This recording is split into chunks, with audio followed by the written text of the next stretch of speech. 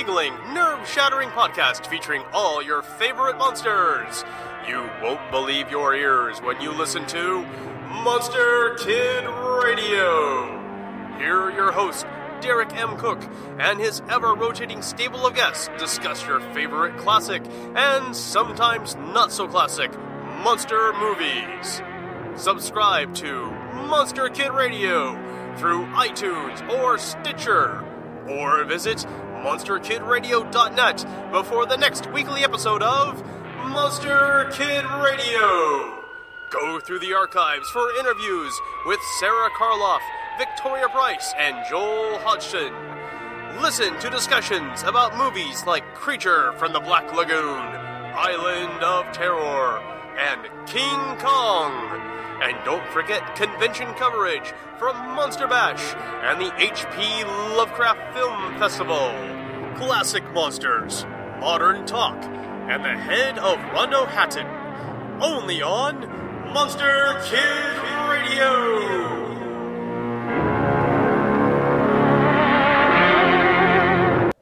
Welcome. It's the final week, I believe, of Brontë Bronty Bronti. Sorry, Anne, we never got to you. Maybe next time. We're going to be finishing off with Wuthering Heights, and we will also have some Ken Height talking about Wuthering Heights. Funny how that happened. And also, thank you for listening. And next month, I think, is Ghost Stories, because it's October. And if you want to help the show, want to know what's going on, you want to be a part of it, you've got some stuff that you want to do, read, whatever, go to pgttcm.com, subscribe where you subscribe to podcasts, tell your friends to subscribe, rate, review, talk about it, contact us, find out how to get some cool stickers, and we'll set you up. So, pgttcm.com, on Facebook as PGTTCM, and Black Clock Audio Tales, also on Instagram as Black Clock Audio Tales, and Twitter, which we don't use that much, as Black Clock Audio Tales, PGTTCM. Thank you again, and yeah, you can also check us out on YouTube, and listen to Monster Kid Radio, and look for me next week at the H.P. Lovecraft Film Festival in Portland, Oregon, at the Hollywood Theater, even though I'll probably be over at the Hollywood Senior Center doing role-playing game stuff and being on panels.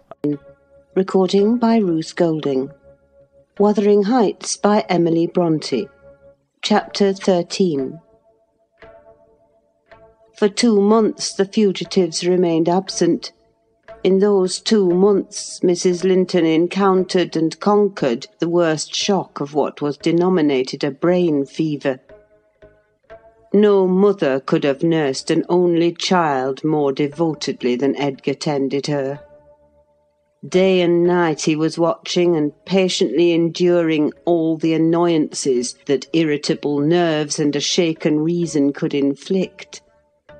And though Kenneth remarked that what he saved from the grave would only recompense his care by forming the source of constant future anxiety, in fact that his health and strength were being sacrificed to preserve a mere ruin of humanity, he knew no limits in gratitude and joy when Catherine's life was declared out of danger. And hour after hour he would sit beside her, tracing the gradual return to bodily health, and flattering his too sanguine hopes with the illusion that her mind would settle back to its right balance also, and she would soon be entirely her former self. The first time she left her chamber was at the commencement of the following March. Mr. Linton had put on her pillow in the morning a handful of golden crocuses. Her eye, long stranger to any gleam of pleasure, caught them in waking, and shone delighted as she gathered them eagerly together. "These are the earliest flowers at the Heights," she exclaimed. "They remind me of soft thaw winds, and warm sunshine, and nearly melted snow. Edgar, is there not a south wind, and is not the snow almost gone?" "The snow is quite gone down here, darling," replied her husband, "and I only see 2 white spots on the whole range of moors. The sky is blue, and the larks are singing, and the becks and brooks are all brim full. Catherine, last spring at this time, I was longing to have you under this roof. Now I wish you were a mile or 2 up those hills. The air blows so sweetly, I feel that it would cure you." "I shall never be there but once more," said the invalid. "And then you'll leave me, and I shall remain forever. Next spring you'll long again to have me under this roof, and you'll look back and think you were happy today."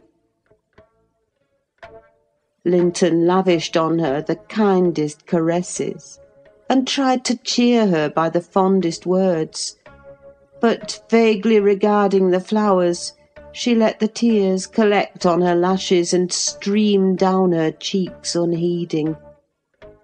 We knew she was really better, and therefore decided that long confinement to a single place produced much of this despondency, and it might be partially removed by a change of scene. The master told me to light a fire in the many weeks deserted parlour, and to set an easy-chair in the sunshine by the window, and then he brought her down, and she sat a long while enjoying the genial heat, and, as we expected, revived by the objects round her, which, though familiar, were free from the dreary associations investing her hated sick-chamber. By evening she seemed greatly exhausted, yet no arguments could persuade her to return to that apartment, and I had to arrange the parlour sofa for her bed till another room could be prepared. To obviate the fatigue of mounting and descending the stairs, we fitted up this where you lie at present, on the same floor with the parlour, and she was soon strong enough to move from one to the other, leaning on Edgar's arm. Ah, I thought myself, she might recover, so waited on as she was, and there was double cause to desire it, for on her existence depended that of another. We cherished the hope that in a little while Mr. Linton's heart would be gladdened, and his lands secured from a stranger's grip by the birth of an heir. I should mention that Isabella sent to her brother, some 6 weeks from her departure, a short note announcing her marriage with Heathcliff. It appeared dry and cold, but at the bottom was dotted in with pencil an obscure apology, and an entreaty for kind remembrance and reconciliation, if her proceeding had offended him, asserting that she could not help it then, and being done, she had now no power to repeal it. Linton did not reply to this, I believe, and in a fortnight more I got a long letter, which I considered odd coming from the pen of a bride just out of the honeymoon. I'll read it, for I keep it yet. Any relic of the dead is precious, if they were valued living. "Dear Ellen," it begins, "I came last night to Wuthering Heights, and heard for the first time that Catherine has been and is yet very ill. I must not write to her, I suppose, and my brother is either too angry or too distressed to answer what I sent him. Still, I must write to somebody, and the only choice left me is you. Inform Edgar that I'd give the world to see his face again, that my heart returned to Thrushcross Grange in 24 hours after I left it, and is there at this moment, full of warm feelings for him and Catherine. I can't follow it, though." These words are underlined. "They need not expect me, and they may draw what conclusions they please, taking care, however, to lay nothing at the door of my weak will or deficient affection. The remainder of the letter is for yourself alone. I want to ask you 2 questions. The first is, how did you contrive to preserve the common sympathies of human nature when you resided here? I cannot recognise any sentiment which those around share with me. The second question I have great interest in. It is this. Is Mr. Heathcliff a man? If so, is he mad? And if not, is he a devil? I shan't tell you my reasons for making this inquiry, but I beseech you to explain, if you can, what I have married. That is, when you call to see me. And you must call, Ellen, very soon. Don't write, but come and bring me something from Edgar. Now you shall hear how I have been received in my new home, as I am led to imagine the Heights will be. It is to amuse myself that I dwell on such subjects as the lack of external comforts. They never occupy my thoughts, except at the moment when I miss them. I should laugh and dance for joy if I found their absence was the total of my miseries, and the rest was an unnatural dream. The sun set behind the Grange as we turned on to the moors. By that I judged it to be 6 o'clock, and my companion halted half an hour to inspect the park and the gardens, and probably the place itself, as well as he could. So it was dark when we dismounted in the paved yard of the farmhouse, and your old fellow-servant, Joseph, issued out to receive us by the light of a dip candle. He did it with a courtesy that redounded to his credit. His first act was to elevate his torch to a level with my face, squint malignantly, project his underlip, and turn away. Then he took the 2 horses and led them into the stables, reappearing for the purpose of locking the outer gate, as if we lived in an ancient castle. Heathcliff stayed to speak to him, and I entered the kitchen, a dingy, untidy hole. I dare say you would not know it, it is so changed since it was in your charge. By the fire stood a ruffianly child, strong in limb and dirty in garb, with a look of Catherine in his eyes and about his mouth. This is Edgar's legal nephew, I reflected, mine in a manner. I must shake hands, and, yes, I must kiss him. It is right to establish a good understanding at the beginning. I approached, and attempting to take his chubby fist, said, "How do you do, my dear?" He replied in a jargon I did not comprehend. "Shall you and I be friends, Hareton?" was my next essay at conversation. An oath and a threat to set throttle on me if I did not frame off rewarded my perseverance. "Hey, Throttler, lad!" whispered the little wretch, rousing a half-bred bulldog from its lair in a corner. "Now wilt thou be ganging?" he asked authoritatively. Love for my life urged a compliance. I stepped over the threshold to wait till the others should enter. Mr. Heathcliff was nowhere visible, and Joseph, whom I followed to the stables and requested to accompany me in, after staring and muttering to himself, screwed up his nose and replied, "Mim, mim, mim, did ever Christian body hear out like it? Mincing and munching. How can I tell what you say?" "I say I wish you to come with me into the house," I cried, thinking him deaf, yet highly disgusted at his rudeness. "None of me. I getting something else to do," he answered, and continued his work, moving his lantern jaws meanwhile, and surveying my dress and countenance, the former a great deal too fine, but the latter, I'm sure, as sad as he could desire, with sovereign contempt. I walked round the yard and through a wicket to another door, at which I took the liberty of knocking, in hopes some more civil servant might show himself. After a short suspense, it was opened by a tall, gaunt man, without neckerchief, and otherwise extremely slovenly. His features were lost in masses of shaggy hair that hung on his shoulders, and his eyes, too, were like a ghostly Catherine's, with all their beauty annihilated. "What's your business here?" he demanded grimly. "Who are you?" "My name was Isabella Linton," I replied. "You've seen me before, sir. I'm lately married to Mr. Heathcliff, and he has brought me here, I suppose, by your permission." "Is he come back, then?" asked the hermit, glaring like a hungry wolf.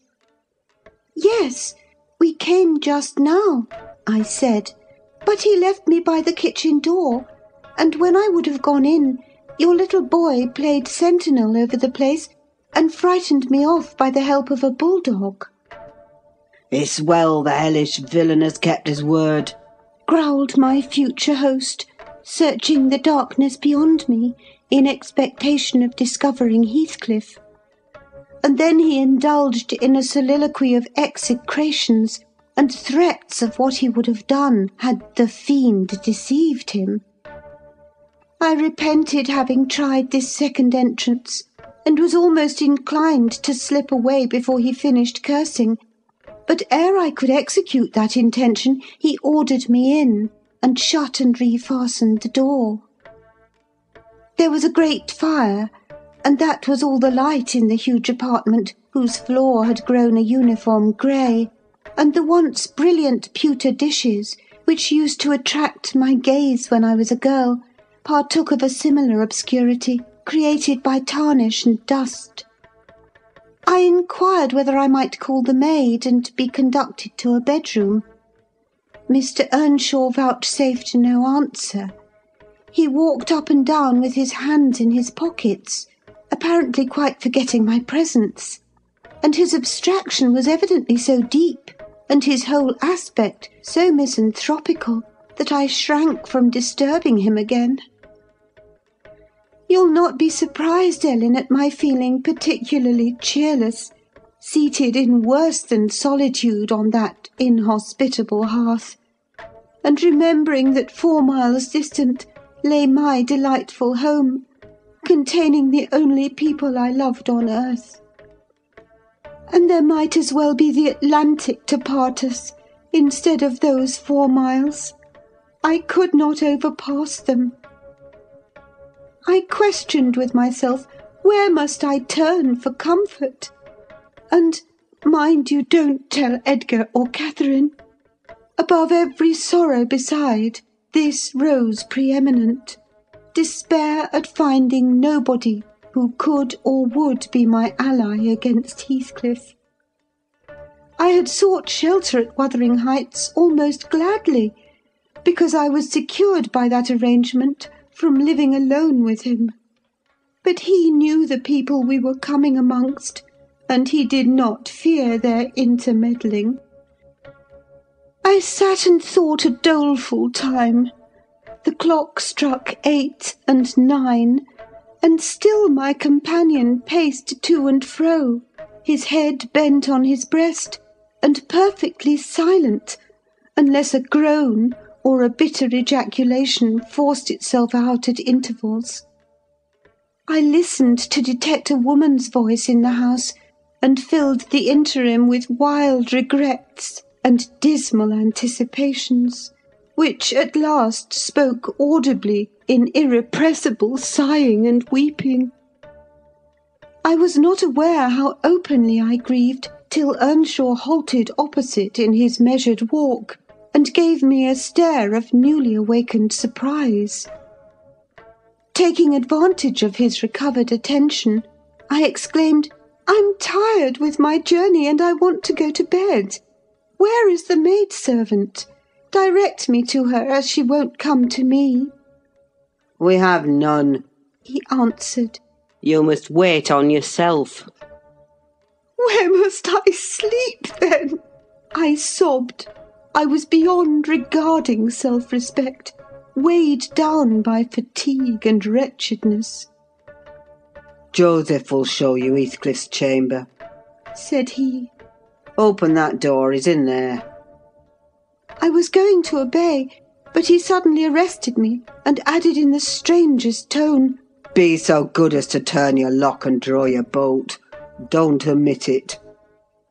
"Well," I said, "but why, Mr. Earnshaw?"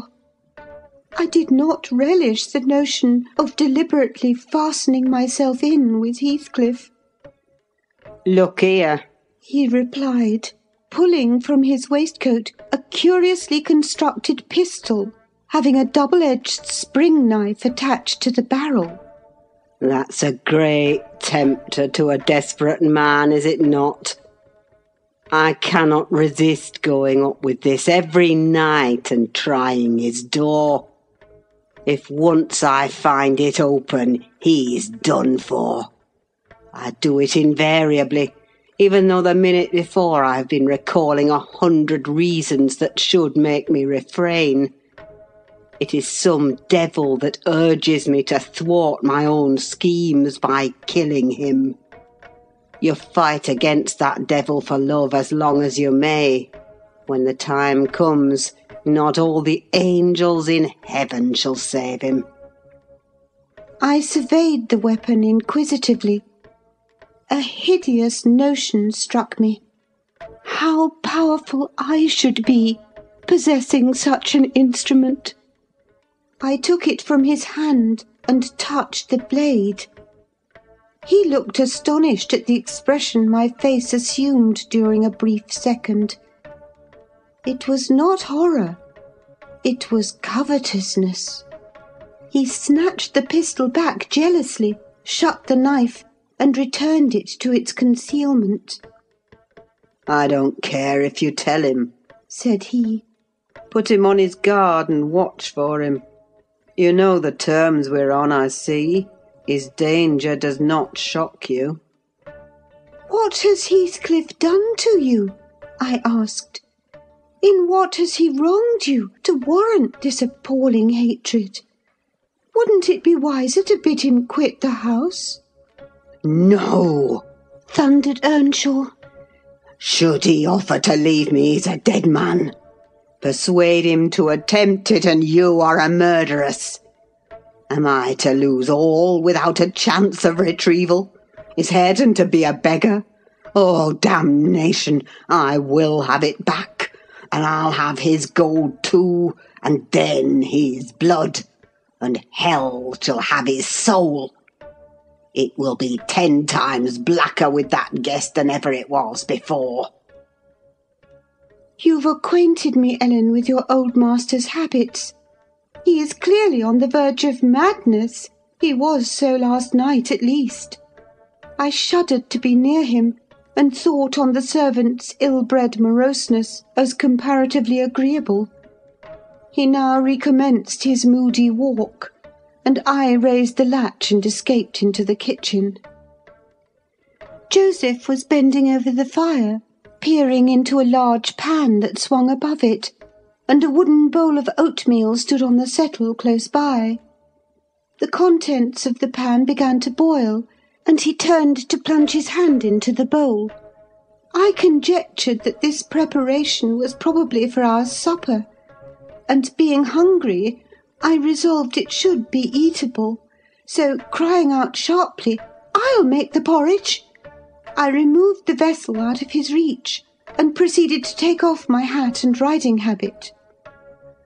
"Mr. Earnshaw," I continued, "directs me to wait on myself. I will. I'm not going to act the lady among you, for fear I should starve." "Good Lord!" he muttered, sitting down and stroking his ribbed stockings from the knee to the ankle. "If there's to be fresh authorings, just when I'm getting used to two masters, if I mun have a mistress set over me head, it's like time to be flitting. I never did think to see it day that I would leave the old place, but I doubt it's nigh at hand." This lamentation drew no notice from me. I went briskly to work, sighing to remember a period when it would have been all merry fun, but compelled speedily to drive off the remembrance. It racked me to recall past happiness, and the greater peril there was of conjuring up its apparition, the quicker the thibble ran round, and the faster the handfuls of meal fell into the water. Joseph beheld my style of cookery with growing indignation. "There," he ejaculated. "Hareton, thou wilt sup thy porridge to neat. There be nowt but lumps as big as my neve. There again, I'd fling in bowl and all if I were ye. There, pail to gulp off, and then you'll have done with it. Bang, bang, it's a mercy bottom isn't cleaved out." It was rather a rough mess, I own, when poured into the basins. 4 had been provided, and a gallon pitcher of new milk was brought from the dairy, which Hareton seized and commenced drinking and spilling from the expansive lip. I expostulated and desired that he should have his in a mug, affirming that I could not taste the liquid treated so dirtily. The old cynic chose to be vastly offended at this nicety, assuring me repeatedly that the bairn was every bit as good as I, and every bit as wholesome, and wondering how I could fashion to be so conceited. Meanwhile the infant ruffian continued sucking, and glowered up at me defyingly as he slavered into the jug. "I shall have my supper in another room," I said. "Have you no place you call a parlour?" "Parlour?" he echoed sneeringly. "Parlour? Nay, we've no parlours. If you dunnot like we're company, there's maisters, and if you dunnot like maister, there's us." "Then I shall go upstairs," I answered. "Show me a chamber." I put my basin on a tray, and went myself to fetch some more milk. With great rumblings the fellow rose, and preceded me in my ascent. We mounted to the garrets. He opened a door now and then to look into the apartments we passed. "Here's a ram," he said at last, flinging back a cranky board on hinges. "It's weel enough to ate a few porridge in. There's a pack of corn in corner there, meaterly clean. If you're feared of muckying your grand silk clothes, spread your handkerchief on top on't." The ram was a kind of lumber hole, smelling strong of malt and grain, various sacks of which articles were piled around, leaving a wide bare space in the middle. "Why, man," I exclaimed, facing him angrily, "this is not a place to sleep in. I wish to see my bedroom." "Bedroom?" he repeated in a tone of mockery. "Ya see what bedrooms there is. Yon's mine." He pointed into the second garret, only differing from the first in being more naked about the walls, and having a large, low, curtainless bed, with an indigo-coloured quilt, at one end. "What do I want with yours?" I retorted. "I suppose Mr. Heathcliff does not lodge at the top of the house, does he?" "Oh, it's Mr. Heathcliff's you're wanting," cried he, as if making a new discovery. "Couldn't ye ha' said so at onst? And then I mud ha' telled ye about all this wark, that that's just one ye cannot see. He allus keeps it locked, and nobody ever mells on't but hisseln." "You've a nice house, Joseph," I could not refrain from observing, "and pleasant inmates. And I think the concentrated essence of all the madness in the world took up its abode in my brain the day I linked my fate with theirs. However, that is not to the present purpose. There are other rooms. For heaven's sake, be quick, and let me settle somewhere." He made no reply to this adjuration, only plodding doggedly down the wooden steps, and halting before an apartment which, from that halt and the superior quality of its furniture, I conjectured to be the best one. There was a carpet, a good one, but the pattern was obliterated by dust. a fireplace hung with cut paper dropping to pieces, a handsome oak bedstead with ample crimson curtains of rather expensive material and modern make, but they had evidently experienced rough usage. The valances hung in festoons, wrenched from their rings, and the iron rod supporting them was bent in an arc on one side, causing the drapery to trail upon the floor. The chairs were also damaged, many of them severely, and deep indentations deformed the panels of the walls. I was endeavouring to gather resolution for entering and taking possession, when my fool of a guide announced, "This here's Maester's." My supper by this time was cold, my appetite gone, and my patience exhausted. I insisted on being provided instantly with a place of refuge and means of repose. "Where the divil?" began the religious elder. "The Lord bless us, the Lord forgive us. Where the hell would you gang, you mad wearisome knout? You've seen all but Ayrton's bit of a shamer. There's not another aisle to lig down in house." I was so vexed I flung my tray and its contents on the ground, and then seated myself at the stair's head, hid my face in my hands, and cried. "Eh, exclaimed Joseph. "Well done, Miss Cathy, well done, Miss Cathy. Howsiver, the Maesters'll just tumble o'er them broken pots, and then we's hear summat. We's hear how it's to be. Good for nowt maddling. You deserve pining for this to Christmas, flinging precious gifts of God under foot in your flaysome rages. But I mistain if you show your spirit long. Will Heathcliff bide its bonny ways, think ye? I nobbut wish he may catch ye, that plisky. I nobbut wish he may."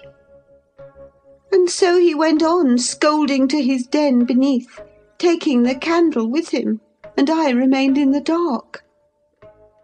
The period of reflection succeeding this silly action compelled me to admit the necessity of smothering my pride and choking my wrath, and bestirring myself to remove its effects. An unexpected aid presently appeared in the shape of Throttler, whom I now recognised as a son of our old skulker.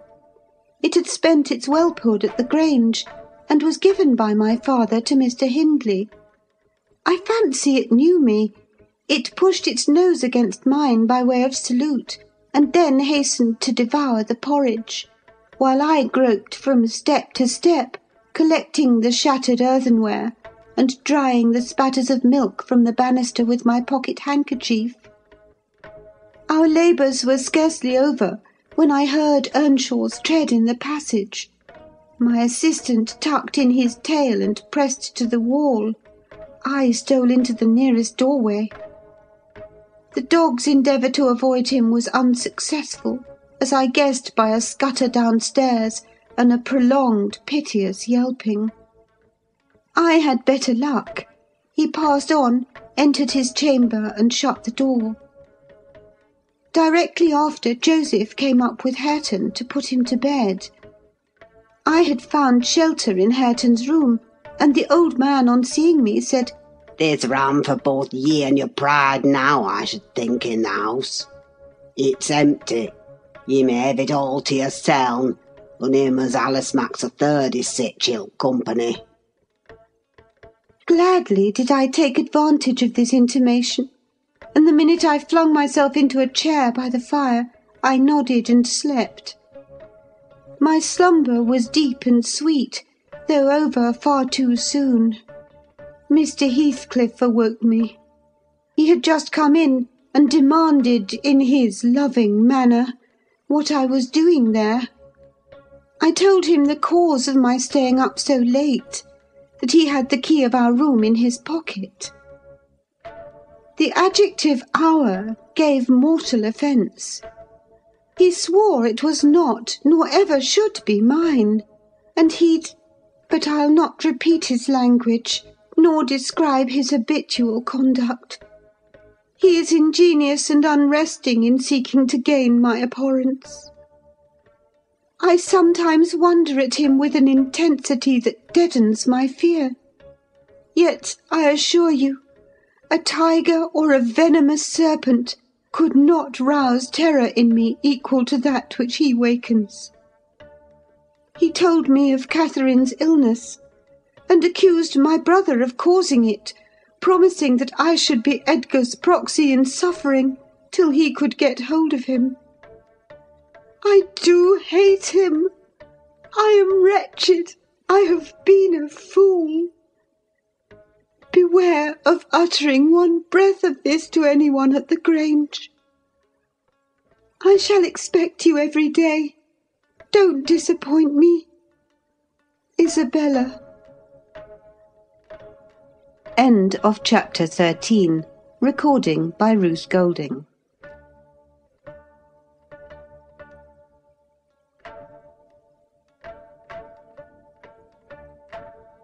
Domain. Recording by Ruth Golding. Wuthering Heights by Emily Bronte. Chapter 14. As soon as I had perused this epistle, I went to the master, and informed him that his sister had arrived at the Heights, and sent me a letter expressing her sorrow for Mrs. Linton's situation, and her ardent desire to see him, with a wish that he would transmit to her as early as possible some token of forgiveness by me. Forgiveness, said Linton. I have nothing to forgive her, Ellen. You may call at Wuthering Heights this afternoon if you like, and say that I am not angry, but I am sorry to have lost her. Especially as I can never think she'll be happy. It is out of the question my going to see her, however. We are eternally divided.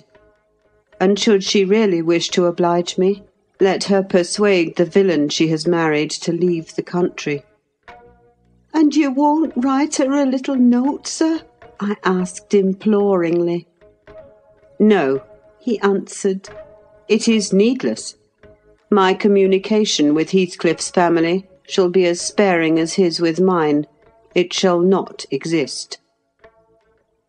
Mr. Edgar's coldness depressed me exceedingly, and all the way from the Grange I puzzled my brains how to put more heart into what he said when I repeated it, and how to soften his refusal of even a few lines to console Isabella. I dare say she'd been on the watch for me since morning. I saw her looking through the lattice as I came up the garden causeway, and I nodded to her, but she drew back as if afraid of being observed. I entered without knocking. There never was such a dreary, dismal scene as the formerly cheerful house presented. I must confess that if I had been in the young lady's place, I would at least have swept the hearth and wiped the tables with a duster. But she already partook of the pervading spirit of neglect which encompassed her. Her pretty face was wan and listless, her hair uncurled, some locks hanging lankly down, and some carelessly twisted round her head. Probably she had not touched her dress since yester evening. Hindley was not there. Mr. Heathcliff sat at a table, turning over some papers in his pocket-book. But he rose when I appeared, asked me how I did, quite friendly, and offered me a chair. He was the only thing there that seemed decent, and I thought he never looked better. So much had circumstances altered their positions that he would certainly have struck a stranger as a born and bred gentleman, and his wife as a thorough little slattern. She came forward eagerly to greet me, and held out one hand to take the expected letter. I shook my head. She wouldn't understand the hint, but followed me to a sideboard where I went to lay my bonnet, and importuned me in a whisper to give her directly what I had brought. Heathcliff guessed the meaning of her manoeuvres, and said, "If you have got anything for Isabella, as no doubt you have, Nelly, give it to her. You needn't make a secret of it, We have no secrets between us. Oh, I have nothing, I replied, thinking it best to speak the truth at once.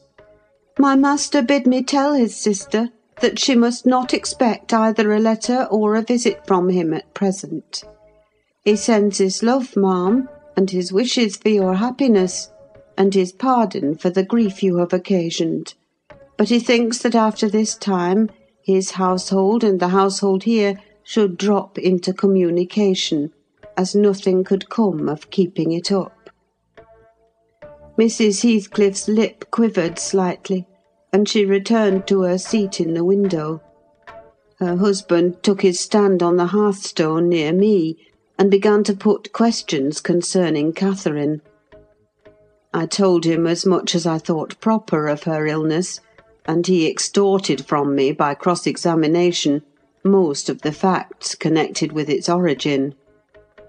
I blamed her, as she deserved, for bringing it all on herself, and ended by hoping that he would follow Mr. Linton's example and avoid future interference with his family for good or evil.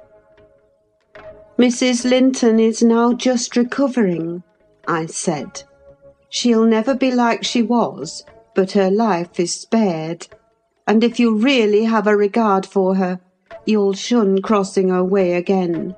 Nay, you'll move out of this country entirely, and that you may not regret it, I'll inform you Catherine Linton is as different now from your old friend Catherine Earnshaw as that young lady is different from me. Her appearance is changed greatly, her character much more so, and the person who is compelled of necessity to be her companion will only sustain his affection hereafter by the remembrance of what she once was, by common humanity and a sense of duty. That is quite possible, remarked Heathcliff, forcing himself to seem calm. Quite possible that your master should have nothing but common humanity and a sense of duty to fall back upon. But do you imagine that I shall leave Catherine to his duty and humanity? And can you compare my feelings respecting Catherine to his? Before you leave this house, I must exact a promise from you that you'll get me an interview with her. Consent or refuse, I will see her. What do you say? I say, Mr. Heathcliff, I replied, you must not. You never shall through my means. Another encounter between you and the master would kill her altogether. With your aid that may be avoided, he continued. And should there be danger of such an event, should he be the cause of adding a single trouble more to her existence, why, I think I shall be justified in going to extremes. I wish you had sincerity enough to tell me whether Catherine would suffer greatly from his loss. The fear that she would restrains me. And there you see the distinction between our feelings. Had he been in my place and I in his, though I hated him with a hatred that turned my life to gall, I never would have raised a hand against him. You may look incredulous if you please. I never would have banished him from her society as long as she desired his. The moment her regard ceased, I would have torn his heart out and drunk his blood, but till then, if you don't believe me, you don't know me, till then I would have died by inches before I touched a single hair of his head. And yet, I interrupted, you have no scruples in completely ruining all hopes of her perfect restoration by thrusting yourself into a remembrance now, when she has nearly forgotten you, and involving her in a new tumult of discord and distress. You suppose she has nearly forgotten me? He said. Oh, Nelly, you know she has not. You know as well as I do that for every thought she spends on Linton, she spends 1,000 on me. At a most miserable period of my life, I had a notion of the kind. It haunted me on my return to the neighbourhood last summer. But only her own assurance could make me admit the horrible idea again. And then Linton would be nothing, nor Hindley, nor all the dreams that ever I dreamt. 2 words would comprehend my future: death and hell. Existence after losing her would be hell. Yet I was a fool to fancy for a moment that she valued Edgar Linton's attachment more than mine. If he loved with all the powers of his puny being, he couldn't love as much in 80 years as I could in a day. And Catherine has a heart as deep as I have. The sea could be as readily contained in that horse trough as her whole affection be monopolised by him. To her she is scarcely a degree dearer to her than a dog or a horse. It is not in him to be loved like me. How can she love in him what he has not? Catherine and Edgar are as fond of each other as any 2 people can be, cried Isabella with sudden vivacity. No one has a right to talk in that manner, and I won't hear my brother depreciated in silence. Your brother is wondrous fond of you too, isn't he? Observed Heathcliff scornfully. He turns you adrift on the world with surprising alacrity. He is not aware of what I suffer, she replied. I didn't tell him that. You have been telling him something, then? You have written, have you? To say that I was married, I did write. You saw the note. And nothing since? No. My young lady's looking sadly the worse for her change of condition, I remarked. Somebody's love comes short in her case, obviously. Whose, I may guess, but perhaps I shouldn't say. I should guess it was her own, said Heathcliff. She degenerates into a mere slut. She is tired of trying to please me uncommonly early. You'd hardly credit it, but the very morrow of our wedding she was weeping to go home. However, she'll suit this house so much the better for not being over nice, and I'll take care she does not disgrace me by rambling abroad. Well, sir, returned I hope you'll consider that Mrs. Heathcliff is accustomed to be looked after and waited on, and that she's been brought up like an only daughter, whom everyone was ready to serve. You must let her have a maid to keep things tidy about her, and you must treat her kindly. Whatever be your notion of Mr. Edgar, you cannot doubt that she has a capacity for strong attachments, or she wouldn't have abandoned the elegancies and comforts and friends of her former home to fix contentedly in such a wilderness as this with you. She abandoned them under a delusion, he answered, picturing in me a hero of romance and expecting unlimited indulgences from my chivalrous devotion. I can hardly regard her in the light of a rational creature, so obstinately as she persisted in forming a fabulous notion of my character and acting on the false impressions she cherished.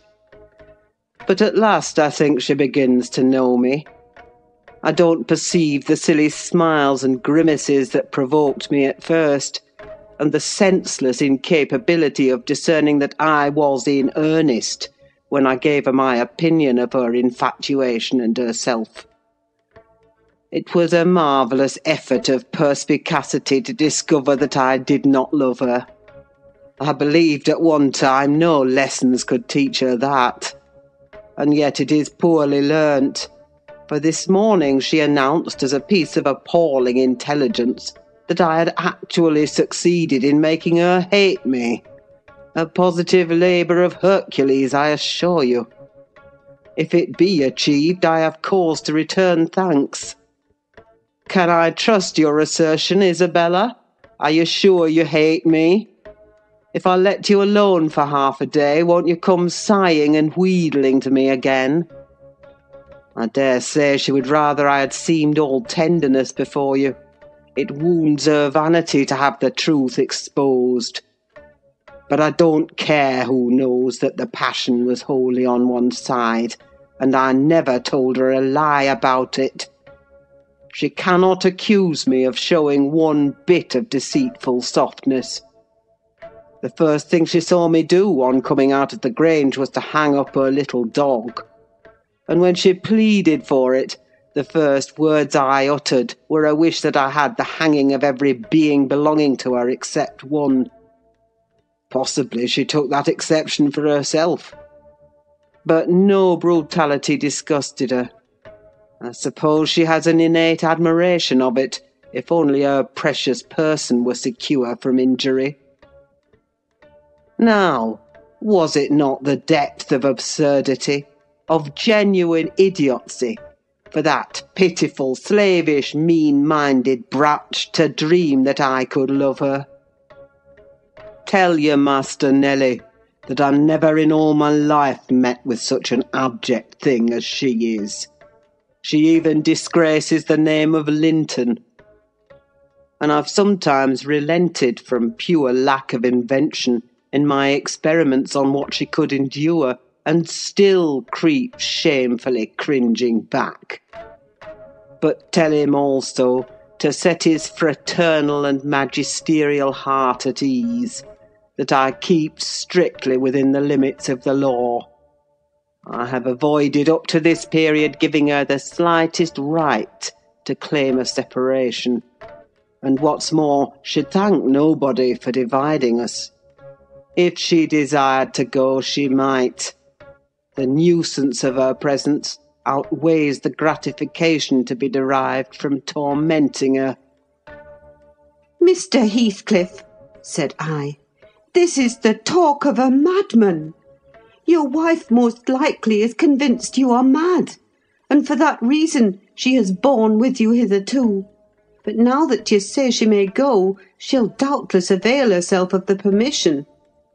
You are not so bewitched, ma'am, are you, as to remain with him of your own accord?" "Take care, Ellen," answered Isabella, her eyes sparkling irefully. There was no misdoubting by their expression the full success of her partner's endeavours to make himself detested. "Don't put faith in a single word he speaks. He's a lying fiend, a monster, and not a human being. I've been told I might leave him before, and I've made the attempt, but I dare not repeat it. Only, Ellen, promise you'll not mention a syllable of his infamous conversation to my brother or Catherine.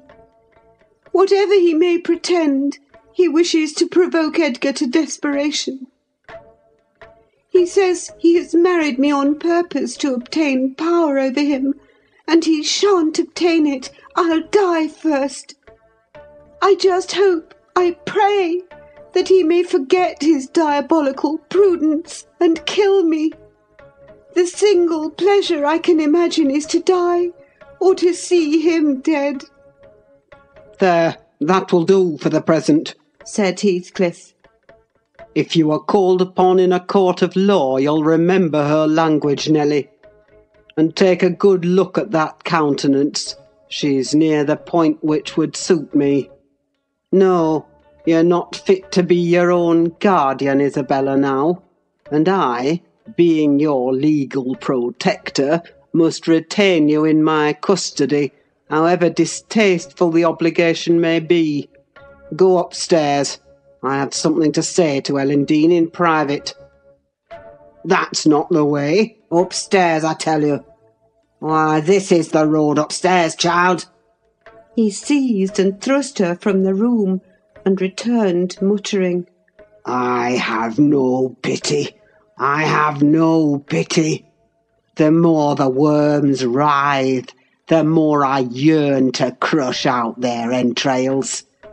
It is a moral teething, and I grind with greater energy in proportion to the increase of pain.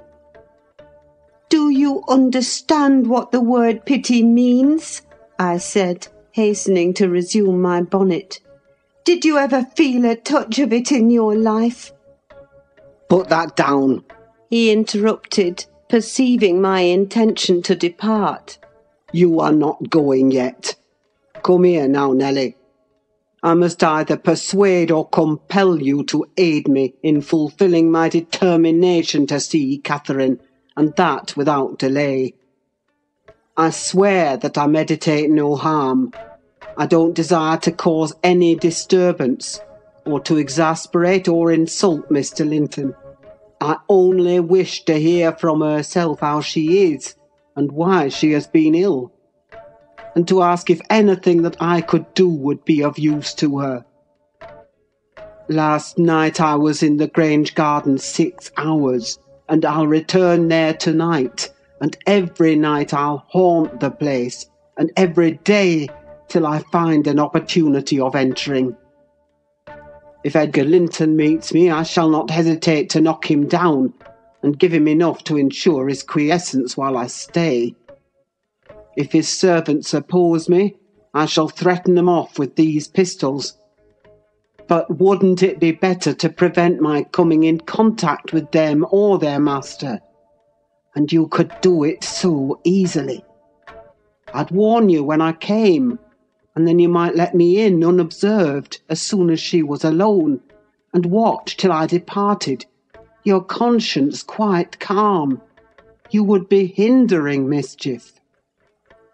I protested against playing that treacherous part in my employer's house, and besides, I urged the cruelty and selfishness of his destroying Mrs. Linton's tranquillity for his satisfaction. "The commonest occurrence startles her painfully," I said. "She's all nerves, and she couldn't bear the surprise, I'm positive. Don't persist, sir, or else I shall be obliged to inform my master of your designs, and he'll take measures to secure his house and its inmates from any such unwarrantable intrusions." "In that case, I'll take measures to secure you, woman," exclaimed Heathcliff. "You shall not leave Wuthering Heights till tomorrow morning. It is a foolish story to assert that Catherine could not bear to see me, and as to surprising her, I don't desire it. You must prepare her. Ask her if I may come. You say she never mentions my name, and that I'm never mentioned to her. To whom should she mention me, if I'm a forbidden topic in the house? She thinks you are all spies for her husband. Oh, I've no doubt she's in hell among you. I guess by her silence as much as anything what she feels. You say she is often restless and anxious-looking. Is that a proof of tranquillity? You talk of her mind being unsettled. How the devil could it be otherwise in her frightful isolation? And that insipid, paltry creature attending her from duty and humanity, from pity and charity. He might as well plant an oak in a flower pot and expect it to thrive, as imagine he can restore her to vigour in the soil of his shallow cares. Let us settle it at once. Will you stay here, and am I to fight my way to Catherine over Linton and his footman? Or will you be my friend, as you have been hitherto, and do what I request? Decide, because there is no reason for my lingering another minute, if you persist in your stubborn ill nature." Well, Mr. Lockwood, I argued and complained, and flatly refused him 50 times. But in the long run he forced me to an agreement. I engaged to carry a letter from him to my mistress, and should she consent, I promised to let him have intelligence of Linton's next absence from home, when he might come and get in as he was able. I wouldn't be there, and my fellow servants should be equally out of the way. Was it right or wrong? I fear it was wrong, though expedient. I thought I prevented another explosion by my compliance. And I thought, too, it might create a favourable crisis in Catherine's mental illness.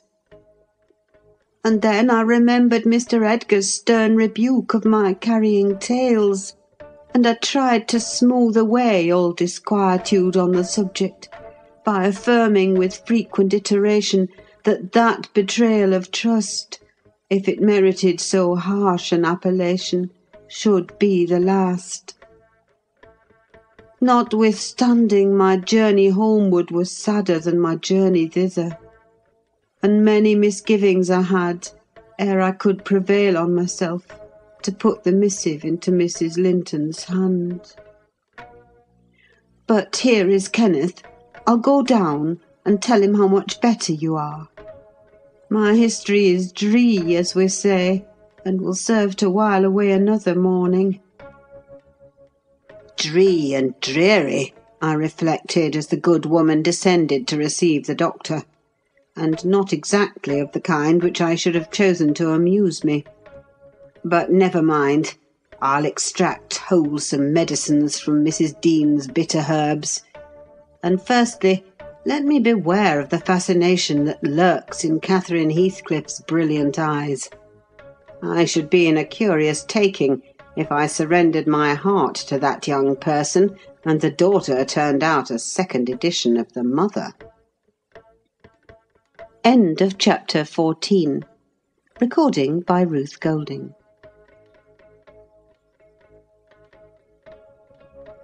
Recording by Ruth Golding. Wuthering Heights by Emily Bronte. Chapter 15. Another week over, and I am so many days nearer health and spring. I have now heard all my neighbours' history at different sittings, as the housekeeper could spare time from more important occupations. I'll continue it in her own words, only a little condensed. She is, on the whole, a very fair narrator, and I don't think I could improve her style.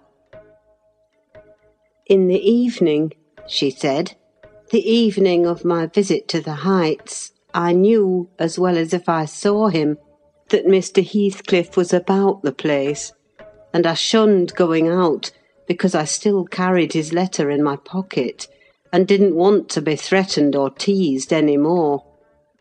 I had made up my mind not to give it till my master went out somewhere, as I could not guess how its receipt would affect Catherine.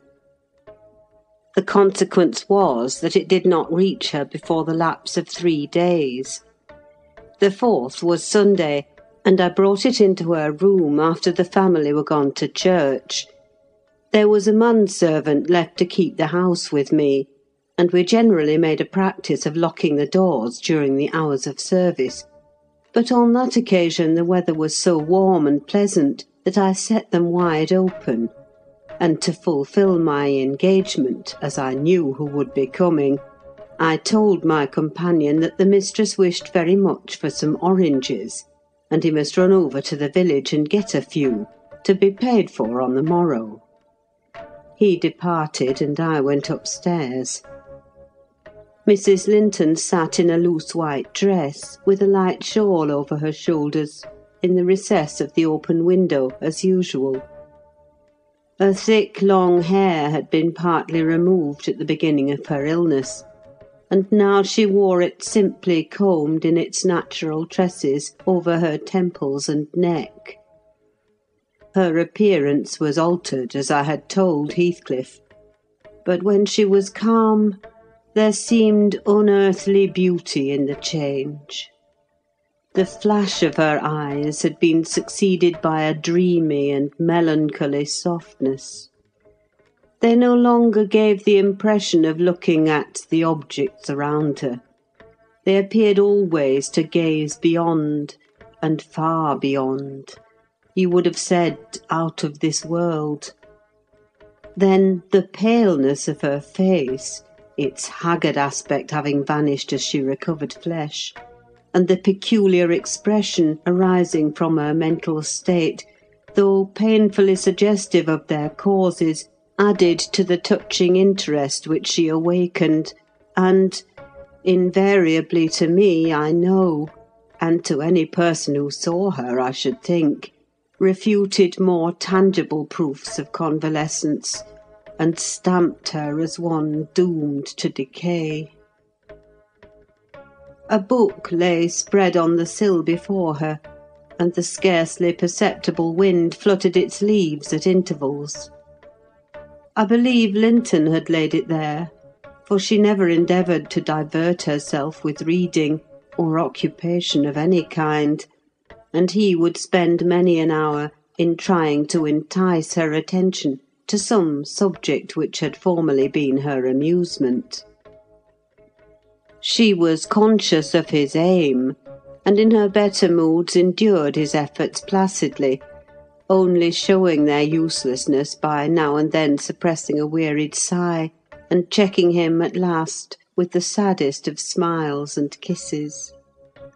At other times she would turn petulantly away, and hide her face in her hands, or even push him off angrily, and then he took care to let her alone, for he was certain of doing no good.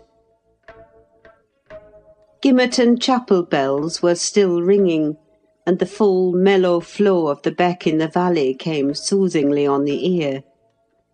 It was a sweet substitute for the yet absent murmur of the summer foliage, which drowned that music about the Grange when the trees were in leaf.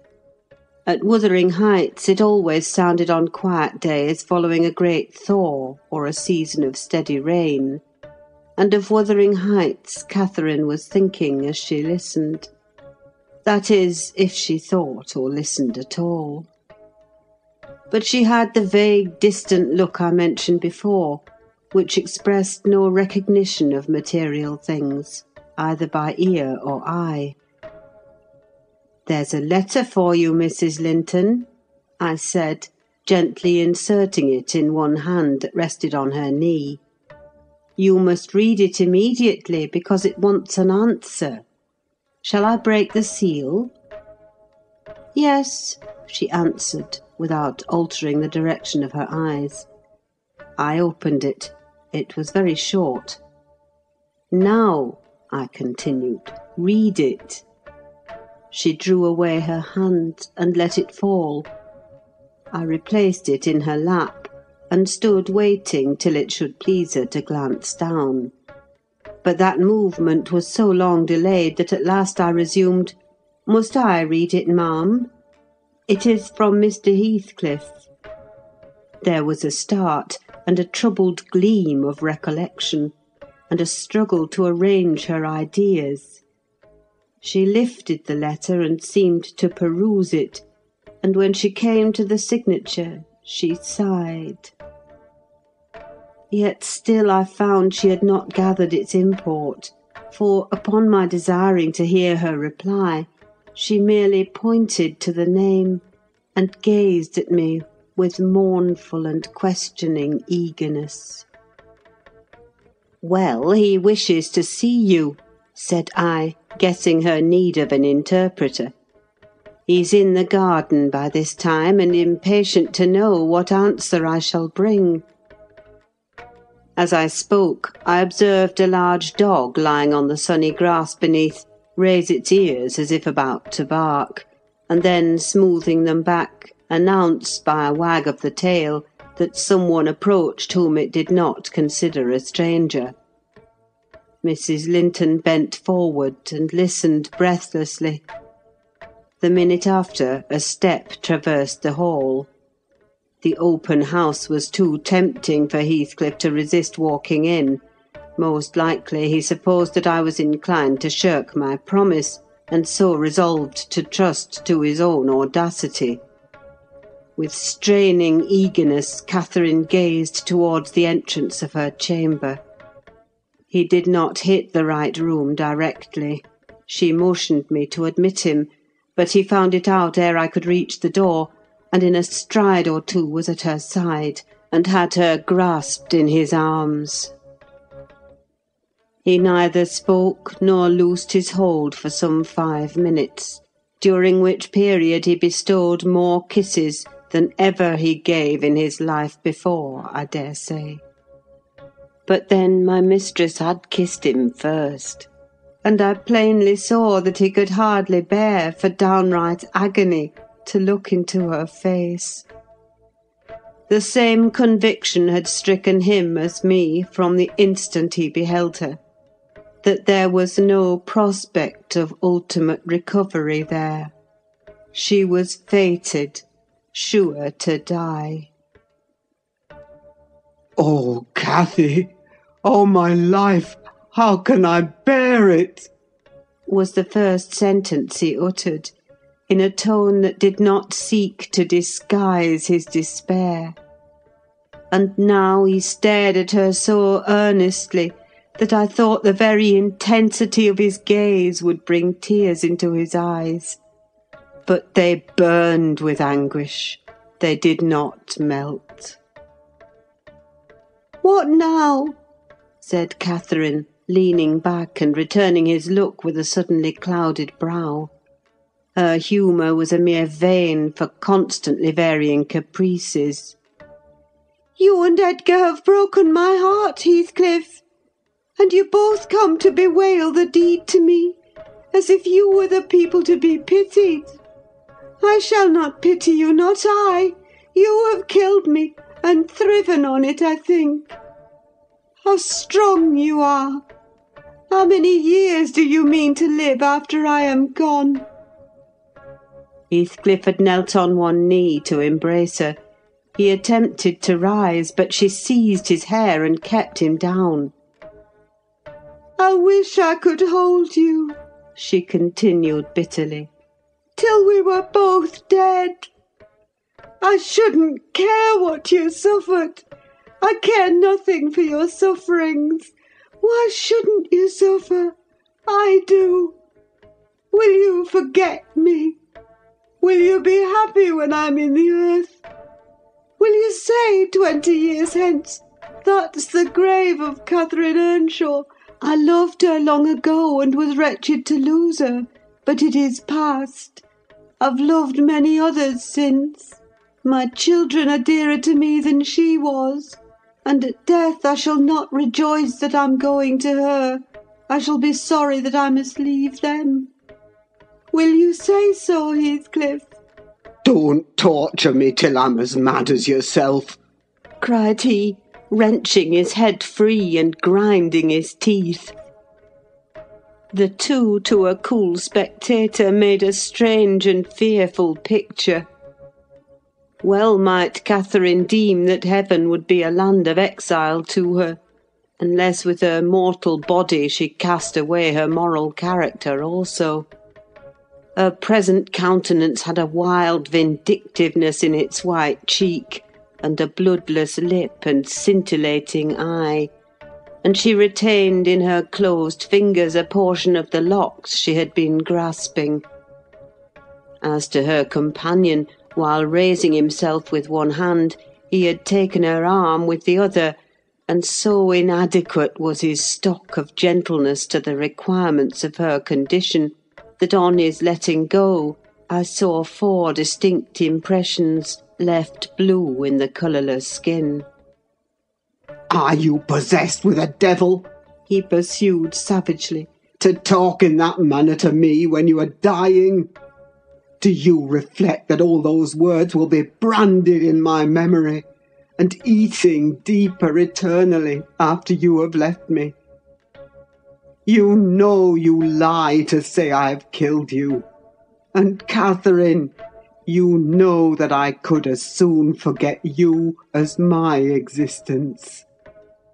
Is it not sufficient for your infernal selfishness that while you are at peace, I shall writhe in the torments of hell?" "I shall not be at peace," moaned Catherine, recalled to a sense of physical weakness by the violent, unequal throbbing of her heart, which beat visibly and audibly under this excess of agitation. She said nothing further till the paroxysm was over. Then she continued, more kindly, "I'm not wishing you greater torment than I have, Heathcliff. I only wish us never to be parted. And should a word of mine distress you hereafter, think I feel the same distress underground, and for my own sake forgive me.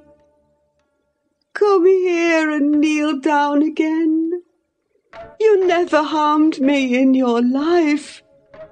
Nay, if you nurse anger, that will be worse to remember than my harsh words. Won't you come here again? Do!" Heathcliff went to the back of her chair and leant over, but not so far as to let her see his face, which was livid with emotion. She bent round to look at him. He would not permit it. Turning abruptly, he walked to the fireplace, where he stood, silent, with his back towards us. Mrs. Linton's glance followed him suspiciously. Every movement woke a new sentiment in her.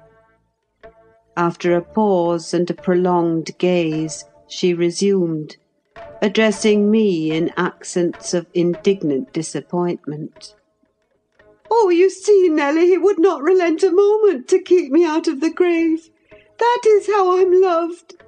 Well, never mind. That is not my Heathcliff.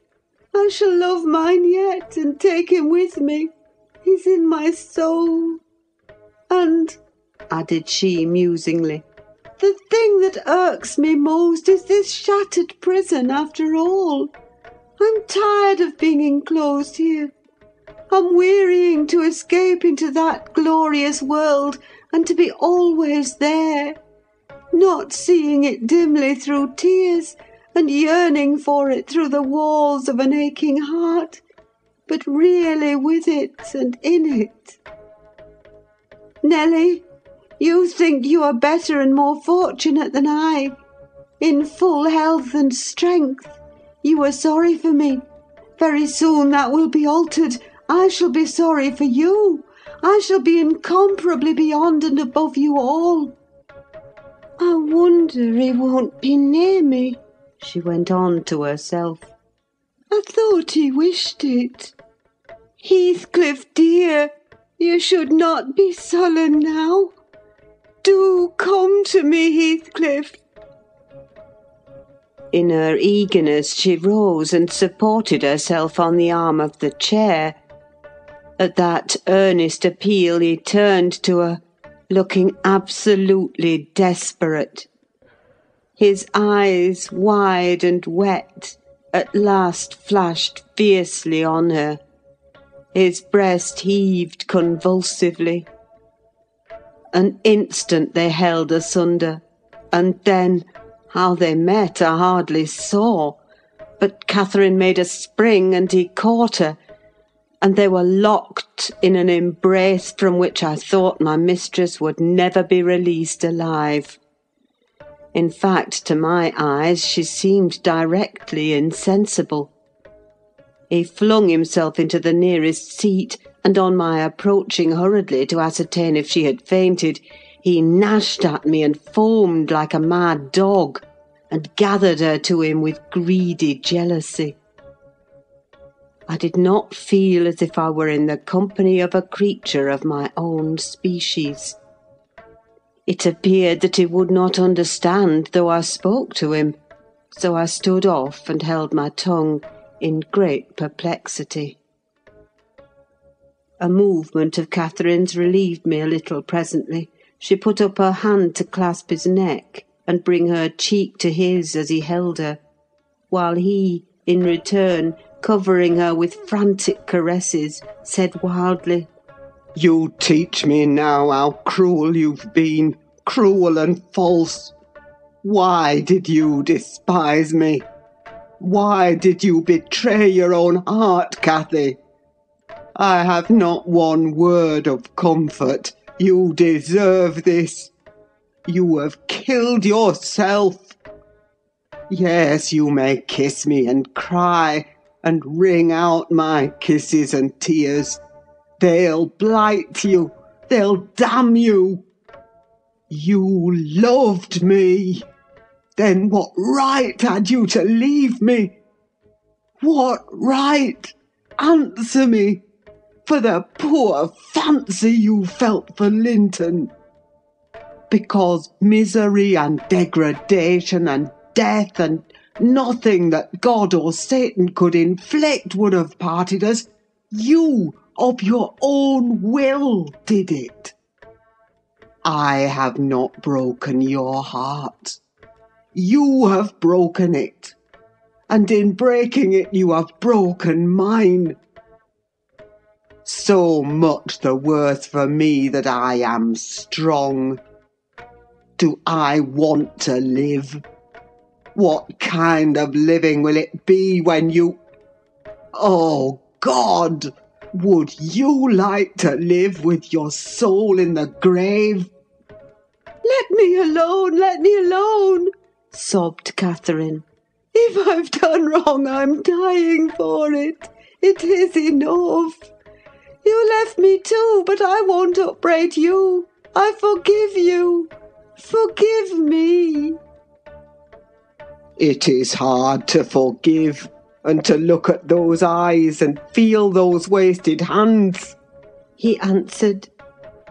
Kiss me again and don't let me see your eyes. I forgive what you have done to me.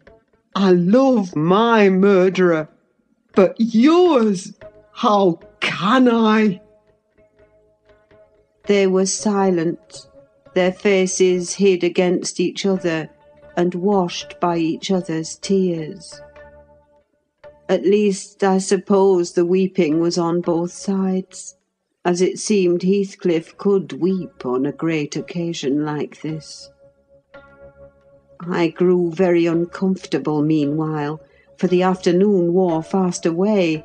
The man whom I had sent off returned from his errand, and I could distinguish, by the shine of the western sun up the valley, a concourse thickening outside Gimmerton Chapel porch.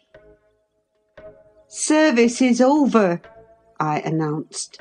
"My master will be here in half an hour." Heathcliff groaned a curse and strained Catherine closer. She never moved. Ere long I perceived a group of the servants passing up the road towards the kitchen wing. Mr. Linton was not far behind. He opened the gate himself and sauntered slowly up, probably enjoying the lovely afternoon that breathed as soft as summer.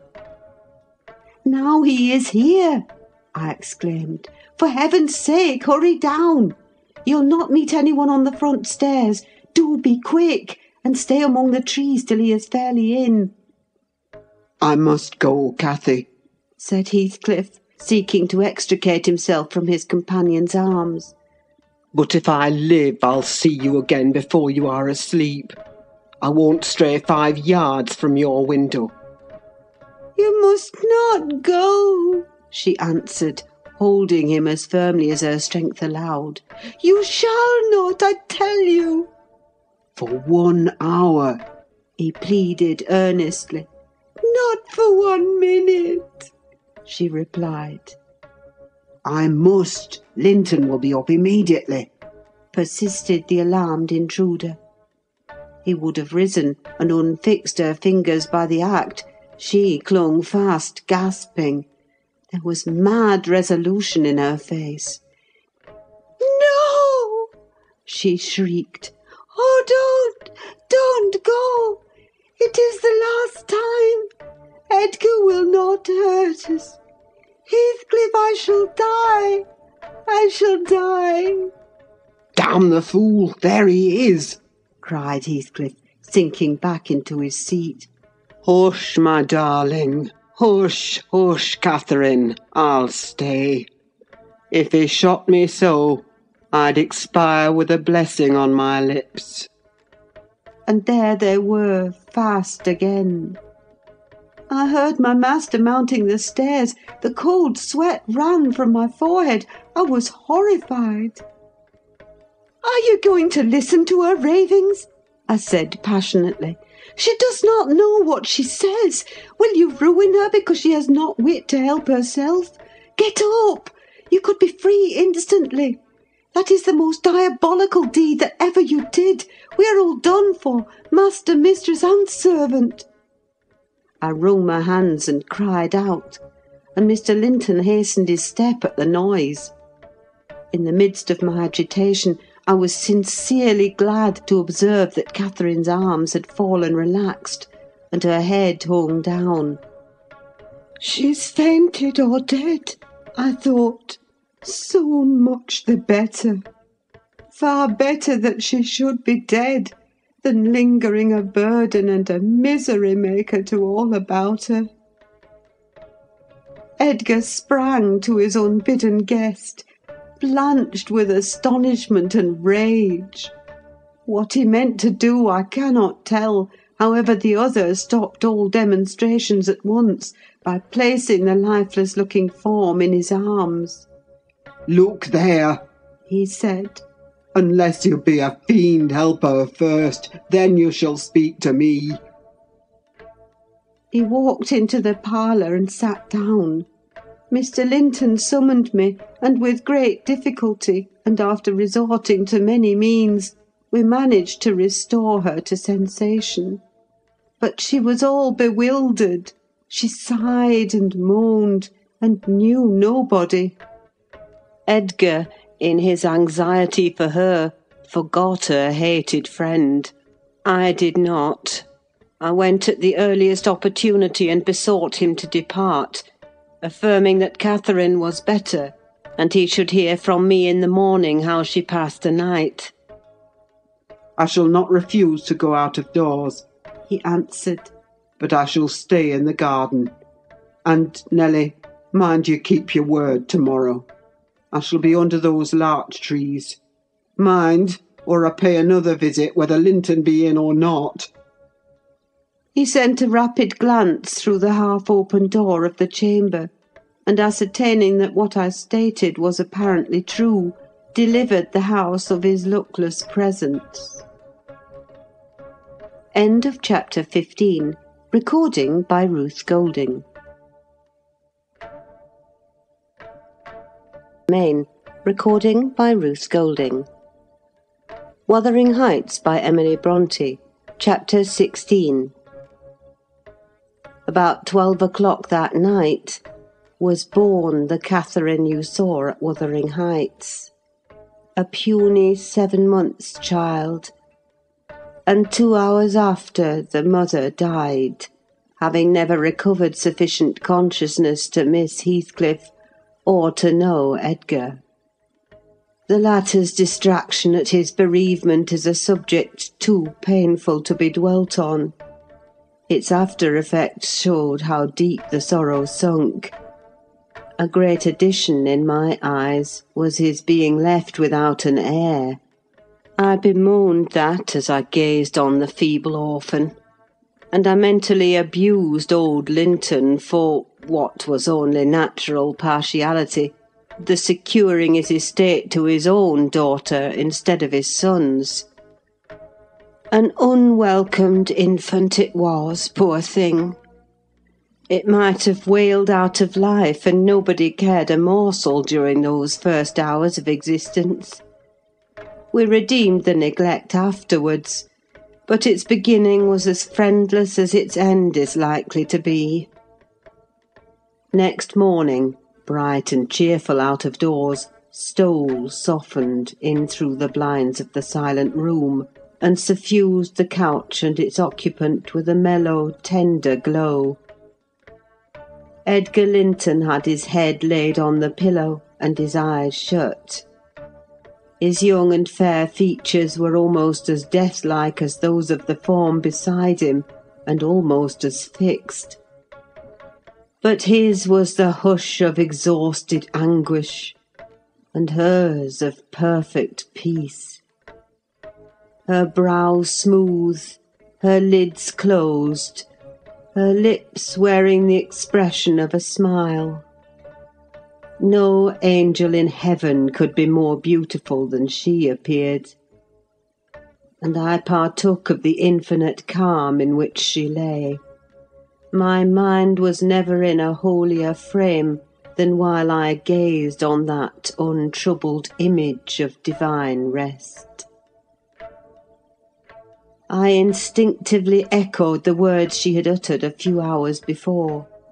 Incomparably beyond and above us all. Whether still on earth or now in heaven, her spirit is at home with God. I don't know if it be a peculiarity in me, but I am seldom otherwise than happy while watching in the chamber of death, should no frenzied or despairing mourner share the duty with me.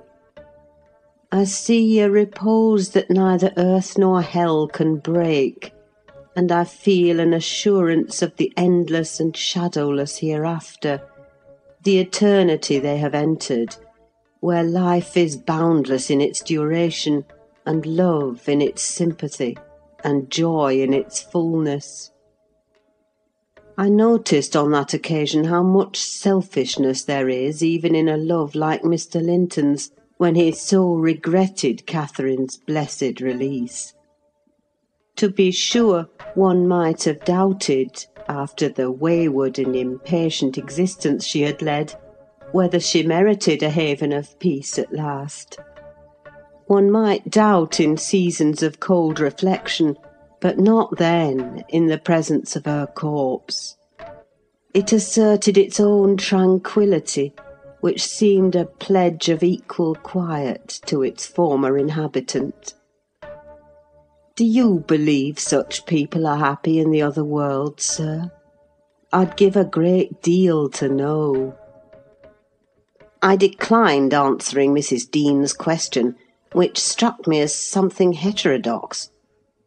She proceeded, "Retracing the course of Catherine Linton, I fear we have no right to think she is, but we'll leave her with her Maker. The master looked asleep, and I ventured soon after sunrise to quit the room and steal out to the pure, refreshing air. The servants thought me gone to shake off the drowsiness of my protracted watch. In reality, my chief motive was seeing Mr. Heathcliff. If he had remained among the larches all night, he would have heard nothing of the stir at the Grange, unless perhaps he might catch the gallop of the messenger going to Gimmerton. If he had come nearer, he would probably be aware, from the lights flitting to and fro, and the opening and shutting of the outer doors, that all was not right within. I wished, yet feared, to find him. I felt the terrible news must be told, and I longed to get it over, but how to do it I did not know. He was there, at least a few yards further in the park, leant against an old ash tree, his hat off, and his hair soaked with the dew that had gathered on the budded branches and fell pattering round him. He had been standing a long time in that position, for I saw a pair of ouzels passing and repassing scarcely 3 feet from him, busy in building their nest, and regarding his proximity no more than that of a piece of timber. They flew off at my approach, and he raised his eyes and spoke. "She's dead," he said. "I've not waited for you to learn that. Put your handkerchief away, don't snivel before me. Damn you all, she wants none of your tears." I was weeping as much for him as her. We do sometimes pity creatures that have none of the feeling either for themselves or others. When I first looked into his face, I perceived that he had got intelligence of the catastrophe, and a foolish notion struck me that his heart was quelled, and he prayed, because his lips moved and his gaze was bent on the ground. "Yes, she's dead," I answered, checking my sobs and drying my cheeks. "Gone to heaven, I hope, where we may every one join her, if we take due warning, and leave our evil ways to follow good. Did she take due warning then?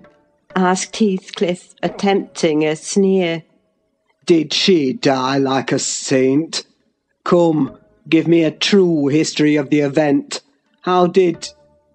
He endeavoured to pronounce the name, but could not manage it, and compressing his mouth, he held a silent combat with his inward agony, defying meanwhile my sympathy with an unflinching, ferocious stare. How did she die? He resumed at last, fain, notwithstanding his hardihood, to have a support behind him, for after the struggle he trembled in spite of himself to his very finger ends.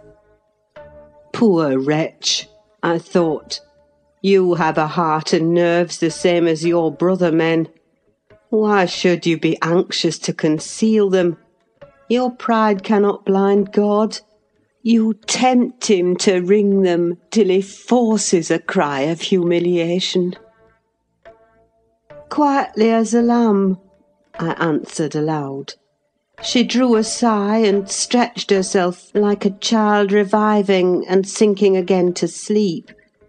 And 5 minutes after I felt one little pulse at her heart, and nothing more. And did she ever mention me? He asked, hesitating, as if he dreaded the answer to his question would introduce details that he could not bear to hear. Her senses never returned. She recognised nobody from the time you left her, I said.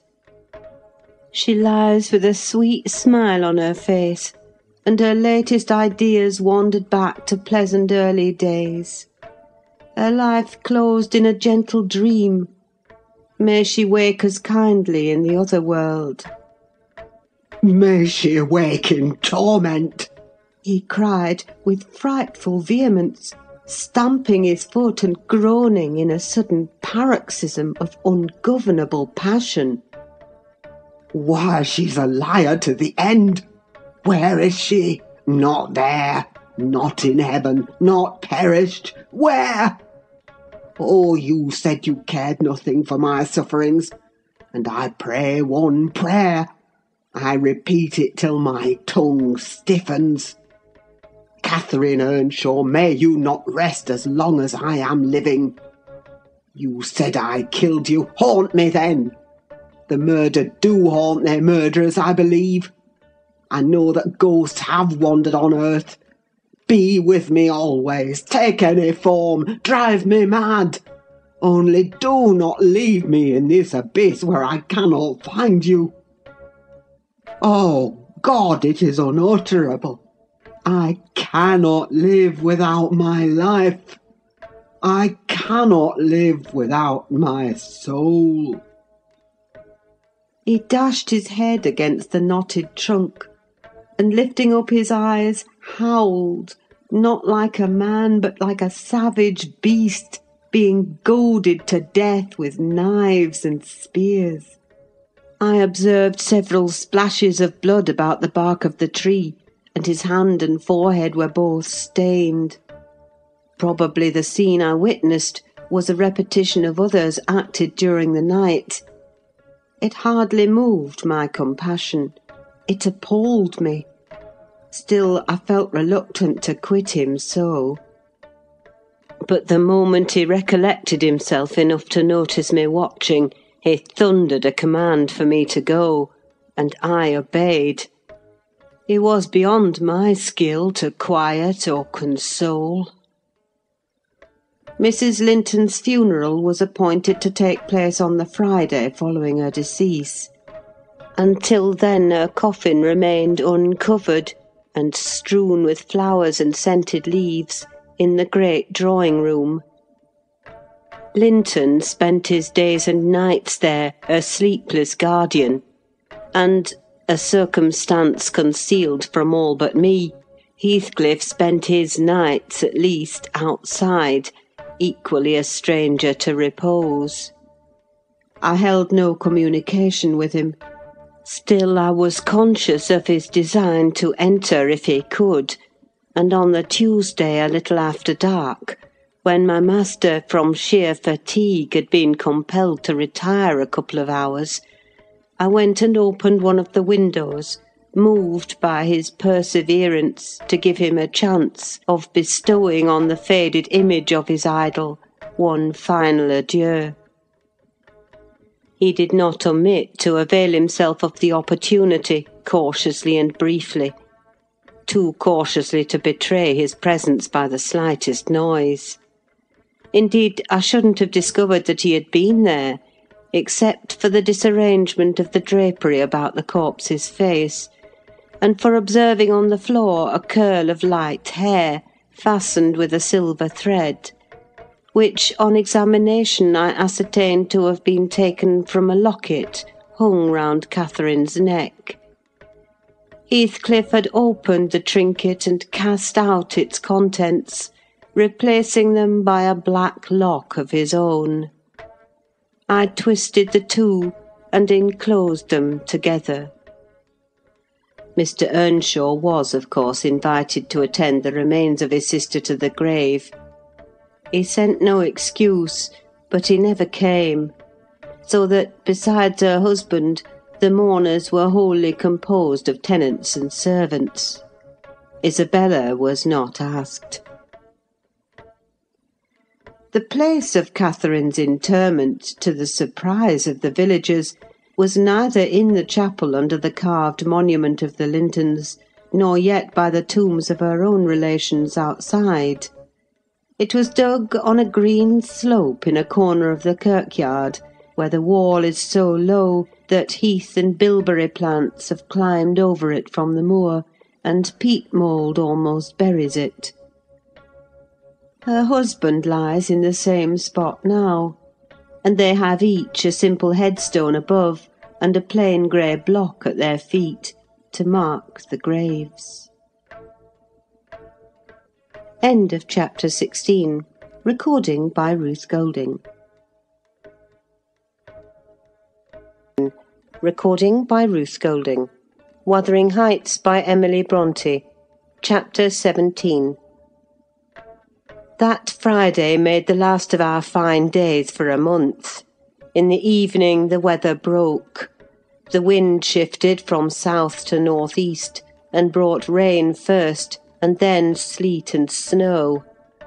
On the morrow one could hardly imagine that there had been 3 weeks of summer. The primroses and crocuses were hidden under wintry drifts. The larks were silent, the young leaves of the early trees smitten and blackened, and dreary and chill and dismal that morrow did creep over. My master kept his room. I took possession of the lonely parlour, converting it into a nursery, and there I was, sitting with the moaning doll of a child laid on my knee, rocking it to and fro, and watching meanwhile the still driving flakes build up the uncurtained window, when the door opened and some person entered out of breath and laughing. My anger was greater than my astonishment for a minute. I supposed it one of the maids, and I cried, "Have done! How dare you show your giddiness here? What would Mr. Linton say if he heard you?" "Excuse me," answered a familiar voice, "but I know Edgar is in bed, and I cannot stop myself." With that the speaker came forward to the fire, panting and holding her hand to her side. "I have run the whole way from Wuthering Heights," she continued after a pause, "except where I've flown. I couldn't count the number of falls I've had. Oh, I'm aching all over. Don't be alarmed. There shall be an explanation as soon as I can give it. Only just have the goodness to step out and order the carriage to take me on to Gimmerton, and tell a servant to seek up a few clothes in my wardrobe." The intruder was Mrs. Heathcliff. She certainly seemed in no laughing predicament. Her hair streamed on her shoulders, dripping with snow and water. She was dressed in the girlish dress she commonly wore, befitting her age more than her position, a low frock with short sleeves, and nothing on either head or neck. The frock was of light silk and clung to her with wet, and her feet were protected merely by thin slippers. Add to this a deep cut under one ear, which only the cold prevented from bleeding profusely, a white face scratched and bruised, and a frame hardly able to support itself through fatigue, and you may fancy my first fright was not much allayed when I had had leisure to examine her.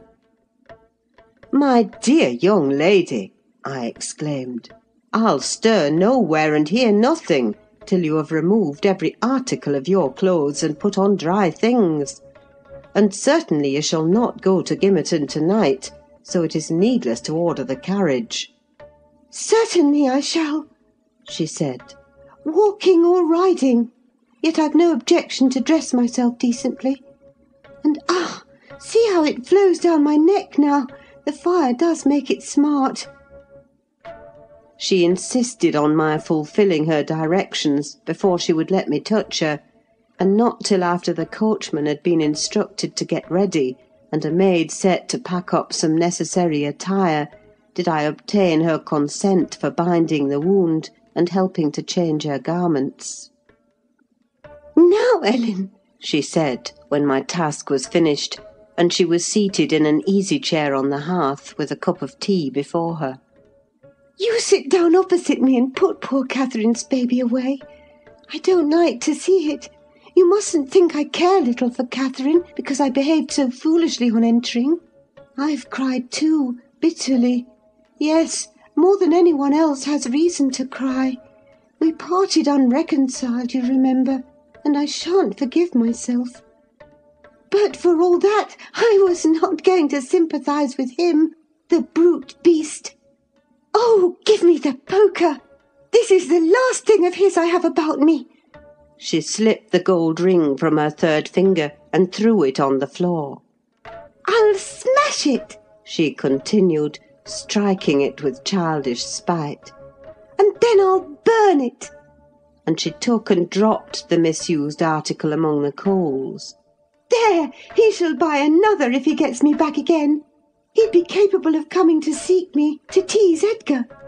I dare not stay, lest that notion should possess his wicked head. And besides, Edgar has not been kind, has he? And I won't come suing for his assistance, nor will I bring him into more trouble. Necessity compelled me to seek shelter here, though if I had not learned he was out of the way, I'd have halted at the kitchen, washed my face, warmed myself, got you to bring what I wanted, and departed again to anywhere out of the reach of my of that incarnate goblin. He was in such a fury. If he had caught me, it's a pity Earnshaw is not his match in strength. I wouldn't have run till I'd seen him all but demolished, had Hindley been able to do it." "Well, don't talk so fast, miss," I interrupted. "You'll disorder the handkerchief I've tied round your face and make the cut bleed again. Drink your tea and take breath, and give over laughing. Laughter is sadly out of place under this roof and in your condition." "An undeniable truth," she replied. "Listen to that child. It maintains a constant wail. Send it out of my hearing for an hour. I shan't stay any longer." I rang the bell and committed it to a servant's care, and then I inquired what had urged her to escape from Wuthering Heights in such an unlikely plight, and where she meant to go, as she refused remaining with us. "I ought and I wished to remain," answered she, "to cheer Edgar and take care of the baby, for two things, and because the Grange is my right home. But I tell you he wouldn't let me. Do you think he could bear to see me grow fat and merry? Could bear to think that we were tranquil, and not resolve on poisoning our comfort? Now I have the satisfaction of being sure that he detests me, to the point of its annoying him seriously to have me within earshot or eyesight. I notice, when I enter his presence, the muscles of his countenance are involuntarily distorted into an expression of hatred. partly arising from his knowledge of the good causes I have to feel that sentiment for him, and partly from original aversion. It is strong enough to make me feel pretty certain that he would not chase me over England, supposing I contrived a clear escape, and therefore I must get quite away. I've recovered from my first desire to be killed by him. I'd rather he killed himself. He has extinguished my love effectually, and so I'm at my ease. I can recollect yet how I loved him, and can dimly imagine that I could still be loving him if... No, even if he had doted on me, the devilish nature would have revealed its existence somehow. Catherine had an awfully perverted taste to esteem him so dearly, knowing him so well. Monster! Would that he could be blotted out of creation and out of my memory. Hush, hush, he's a human being, I said. Be more charitable. There are worse men than he is yet. He's not a human being, she retorted, and he has no claim on my charity. I gave him my heart, and he took and pinched it to death and flung it back to me. People feel with their hearts, Ellen, and since he has destroyed mine, I have not power to feel for him, and I would not, though he groaned from this to his dying day, and wept tears of blood for Catherine. No, indeed, I wouldn't. And here Isabella began to cry, but immediately dashing the water from her lashes, she recommenced. You asked what has driven me to flight at last. I was compelled to attempt it, because I had succeeded in rousing his rage a pitch above his malignity. Pulling out the nerves with red-hot pincers requires more coolness than knocking on the head. He was worked up to forget the fiendish prudence he boasted of, and proceeded to murderous violence. I experienced pleasure in being able to exasperate him. The sense of pleasure woke my instinct of self-preservation, so I fairly broke free. And if ever I come into his hands again, he is welcome to a signal revenge. Yesterday, you know, Mr. Earnshaw should have been at the funeral.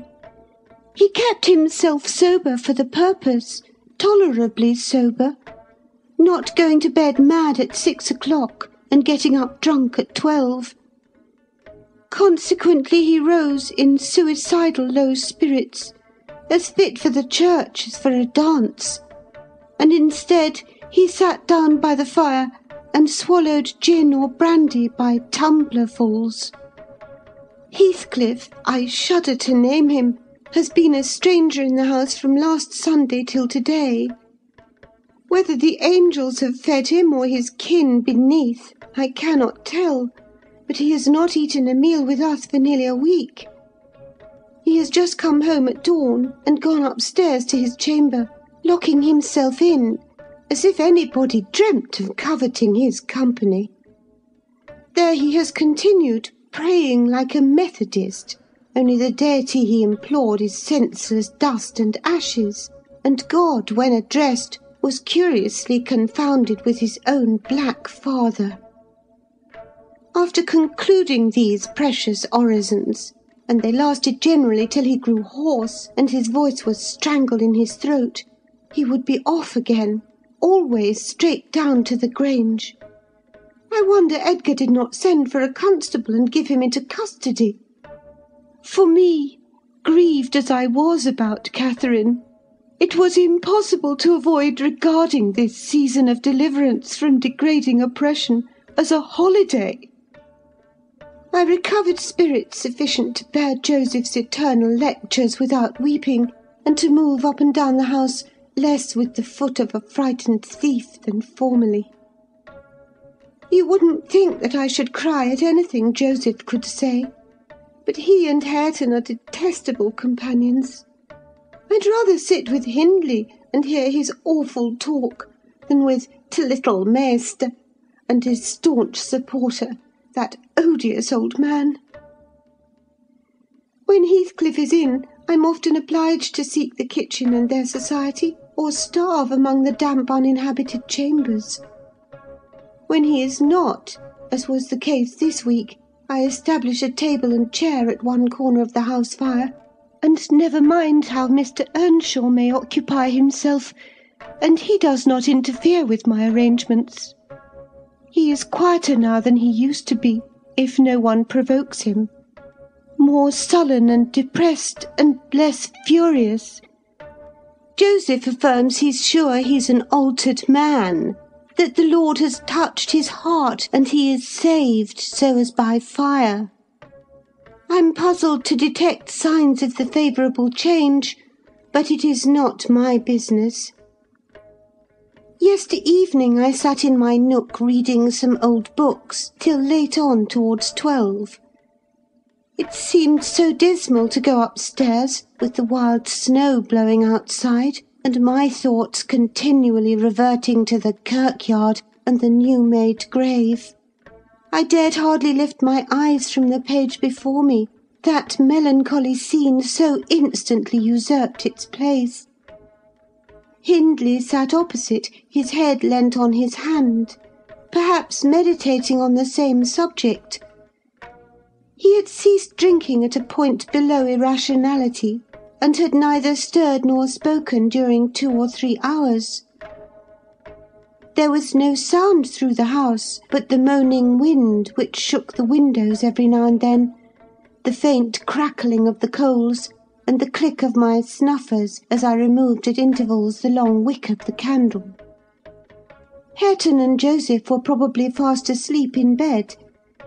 It was very, very sad, and while I read I sighed, for it seemed as if all joy had vanished from the world, never to be restored. The doleful silence was broken at length by the sound of the kitchen latch. Heathcliff had returned from his watch earlier than usual, owing, I suppose, to the sudden storm. That entrance was fastened, and we heard him coming round to get in by the other. I rose with an irrepressible expression of what I felt on my lips, which induced my companion, who had been staring towards the door, to turn and look at me. "I'll keep him out 5 minutes," he exclaimed. "You won't object?" "No, you may keep him out the whole night for me," I answered. "Do put the key in the lock and draw the bolts." Earnshaw accomplished this ere his guest reached the front. He then came and brought his chair to the other side of my table, leaning over it, and searching in my eyes for a sympathy with the burning hate that gleamed from his. As he both looked and felt like an assassin, he couldn't exactly find that, but he discovered enough to encourage him to speak. "You and I," he said, "have each a great debt to settle with the man out yonder. If we were neither of us cowards, we might combine to discharge it. Are you as soft as your brother? Are you willing to endure to the last and not once attempt a repayment?"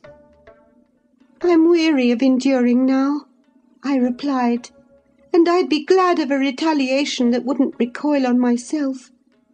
But treachery and violence are spears pointed at both ends. They wound those who resort to them worse than their enemies."